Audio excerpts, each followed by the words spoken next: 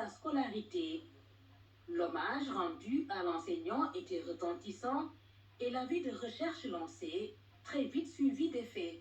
J'ai ressenti une fierté à travers ma personne, la fierté de tous les enseignants du monde et du Sénégal. La plupart m'ont appelé pour vraiment exprimer leur fierté.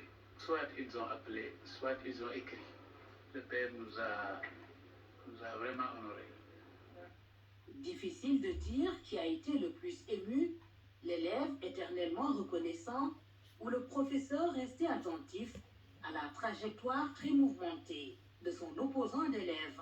Ça fait très longtemps qu'on ne s'est pas vu, mais il m'a reconnu du premier coup. Sauf peut-être que j'ai vu entre-temps. Vraiment, nous avons rendu grâce à Dieu. Parce que je lui ai dit que c'était pas facile à un certain moment. La vie d'opposant, sa vie d'opposant n'était pas de tout repos. Et comme nous le portons vraiment dans notre cœur, nous avons souffert. Nous avons vraiment souffert, ma femme et moi. Parce que nous considérons Ousmane Sonko comme l'un de nos enfants.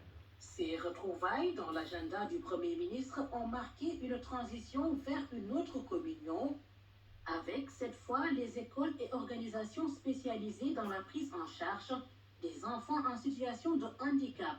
Parce que nous aussi, amenons que de société. Et on doit devenir des gens populaires, respectés. En tant que porte-parole, je dirais des enfants en situation de handicap. Le mot d'ordre était de parler sans filtre. Élèves et parents n'ont rien oublié des difficiles conditions de cette couche spécifique. Les réponses du Premier ministre se voudront tout aussi holistiques. L'un je peux vous le donner comme garantie déjà. C'est une priorité pour nous inscrire au budget 2025. Inch'Allah. Je peux vous garantir que les questions liées au handicap seront une priorité dans le budget 2025. Ce qu'on pourra faire tout de suite en concertation avec les différents ministères et doter les différentes écoles de moyens adéquats pour le transport. Répondant aux meilleures normes pour nous déplacer. Pour les écoles, je vous demande de dépêcher une équipe sur le terrain pour identifier des locaux sécurisés pouvant accueillir les élèves. Et surtout profiter des grandes vacances pour les réhabiliter. Pour accueillir les élèves à l'ouverture et que ce soit des locaux sécurisés. Visiblement satisfait et honoré de cette première audience avec un Premier ministre, les jeunes en situation de handicap ont entonné la chansonnette pour témoigner leur gratitude.